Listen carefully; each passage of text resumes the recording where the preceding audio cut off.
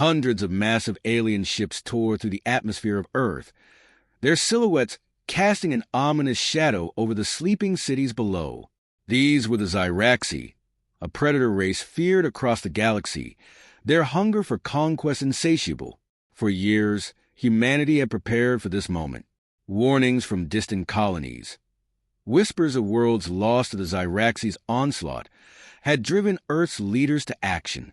In secret, bunkers were dug deep beneath the surface, defense satellites were positioned in strategic orbits, and military forces worldwide were unified under a single banner, the Earth Unified Defense Force UDF. General Caroline Mitchell stood in the command center of the UDF, her gaze fixed on the monitors displaying the incoming fleet. A tough, no-nonsense leader, she was known for her unconventional strategies and fierce determination.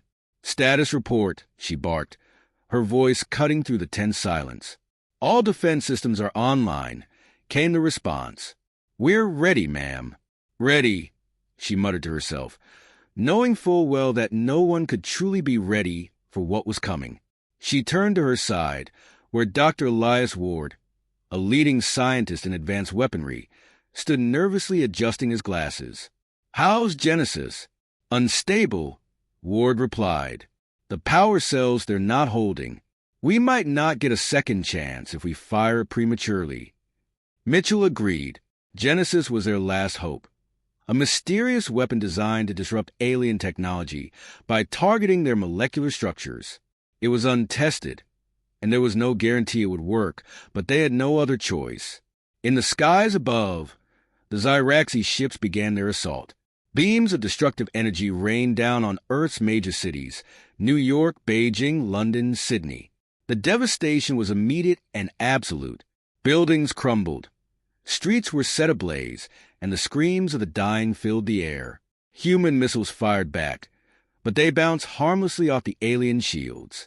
The Zyraxi were relentless, their technology far beyond anything humanity had ever encountered. "Activate the EMP towers," Mitchell ordered. Across the globe, towers hidden within urban landscapes powered up, emitting electromagnetic pulses designed to disrupt the Zyraxi systems. For a moment it worked.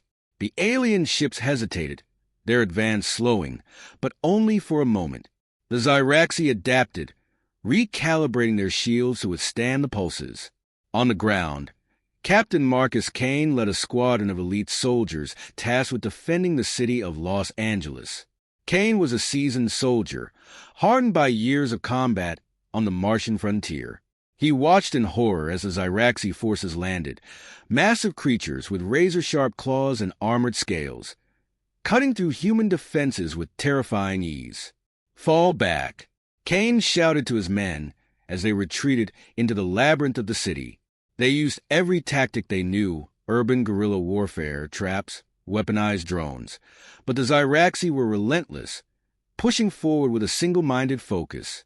Casualties were high, and Kane knew they couldn't hold out much longer. Back in the UDF command center, the situation was growing dire. "General," a voice called out, "we're losing cities faster than we can respond. New York, Beijing, London, they're all gone. We need to regroup." Mitchell clenched her fists. Conventional warfare wouldn't be enough to fend off these invaders. She glanced at Dr. Ward, who was frantically typing into his console, trying to stabilize the Genesis weapon. "We're out of time," she said. "Prepare to initiate Project Genesis." "But, General," Ward protested, "we haven't." "I don't care," Mitchell snapped. "If we don't act now, there won't be anything left to save." With a deep breath, she turned back to the command center. "Order all forces to retreat to Antarctica. Ice Fortress is our last stand."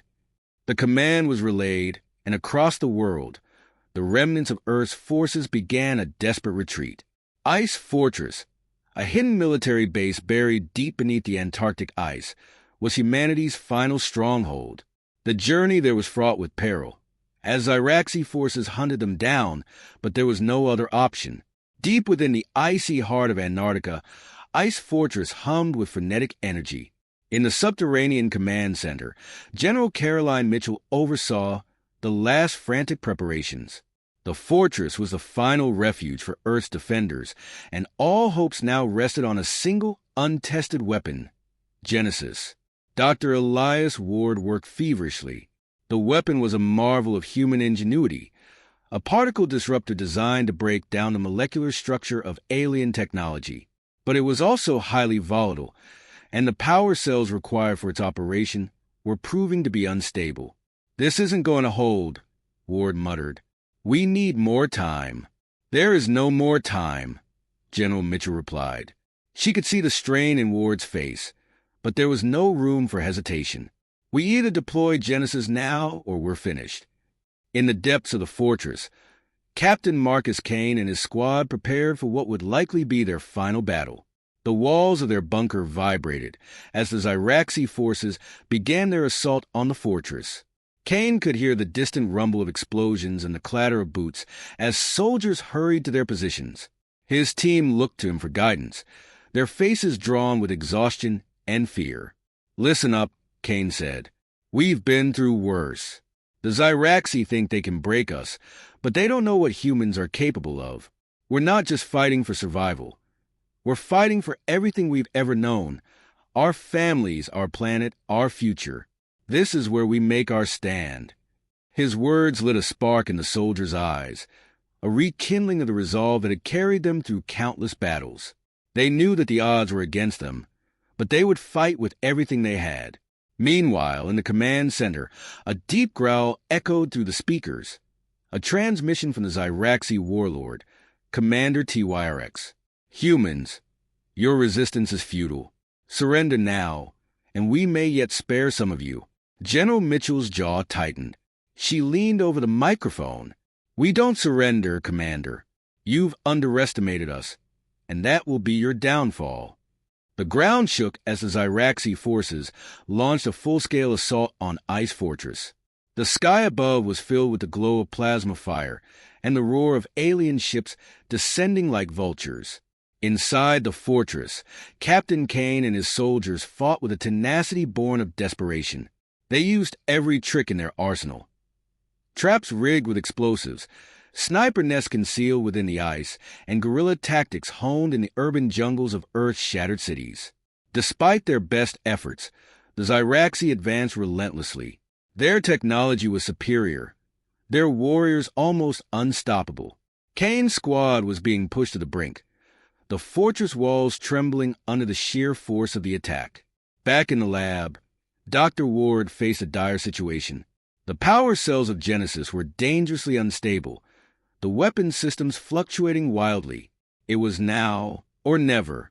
Ward made a split-second decision, rerouting power through scavenged alien technology, hoping that the jury-rig solution would hold long enough for one shot. Suddenly, an explosion rocked the base, and a team of human soldiers managed to capture a Zyraxi commander alive. Hurriedly interrogating the alien, they discovered a crucial piece of information.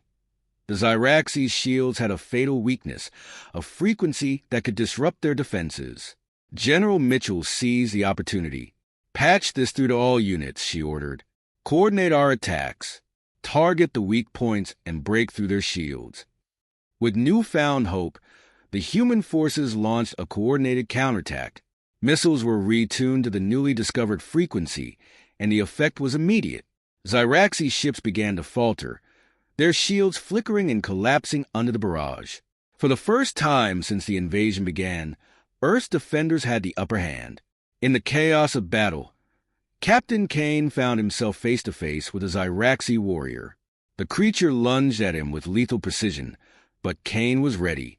He dodged the attack and, with a swift movement, drove a modified plasma blade into the alien's chest. The Zyraxi fell, its dying breath a low hiss of disbelief. As the tide of battle began to turn, the fortress echoed with the sounds of victory. Earth's forces, battered and bloodied, had held the line, but in the back of General Mitchell's mind, she knew the true test was yet to come. Genesis was almost ready, and when it was deployed, it would either save humanity or seal its fate. And in that uncertain moment, the fate of two species hung in the balance. The final wave of the Zyraxi assault crashed against Ice Fortress with the force of a hurricane.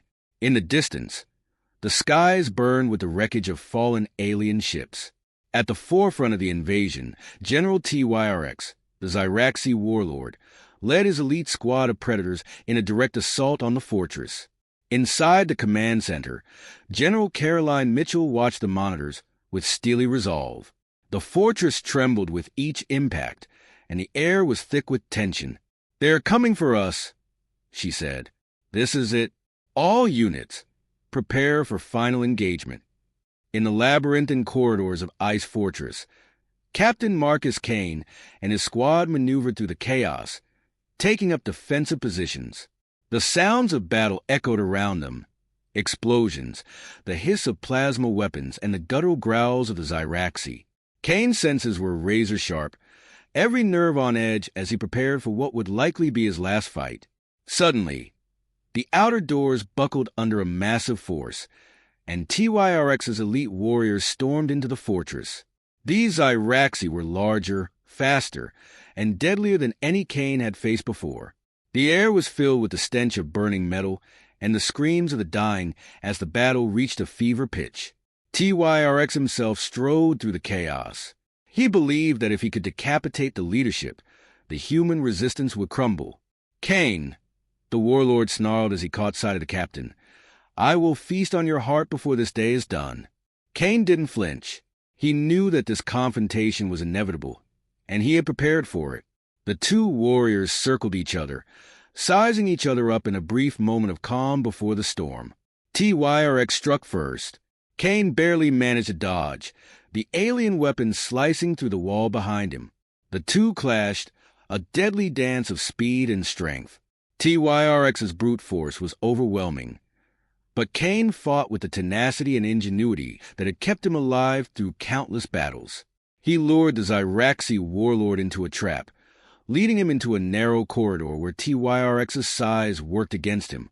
With a swift move, Kane activated a hidden plasma mine, detonating it as TYRX charged.